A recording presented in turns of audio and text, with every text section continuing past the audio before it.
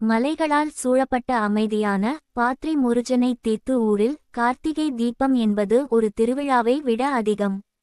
அது ஒளியையும் நம்பிக்கையையும் துணிச்சலையும் கற்றுத் தரும் ஒரு புனிதமான நாள். அந்த ஊரில் இருந்தான் ஒரு சிறிய பையன் அருவி.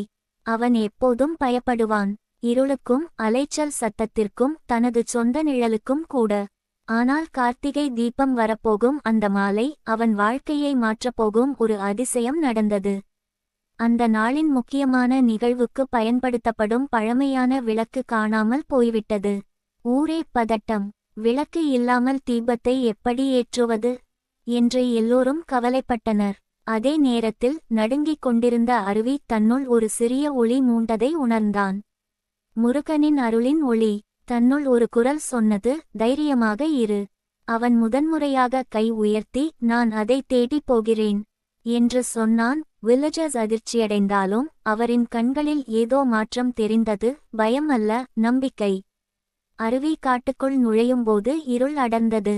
காற்று கத்தும் சத்தம் கேட்டது. ஆனாலும் அவன் கையில் இருந்த சிறிய விளக்கு மட்டும் பொன்னொளியை வீசியது.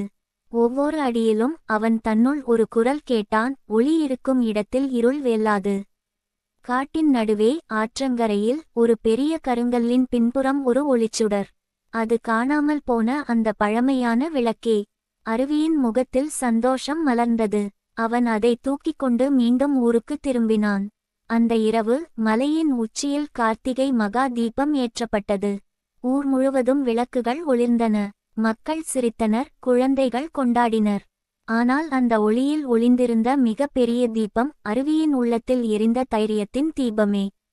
இந்த கதை நமக்கு சொல்லுவது ஒன்றே, இருள் நம்மை வெளியே சுற்றுவதில்லை. அது நம்முள் இருக்கும் பயம். ஆனால் நம்பிக்கை என்கிற ஒரு சிறிய தீபம் கூட அதை எளிதில் வெல்லும். அதுவே கார்த்திகை தீபத்தின் அர்த்தமும் அருவி கண்ட உண்மையும்.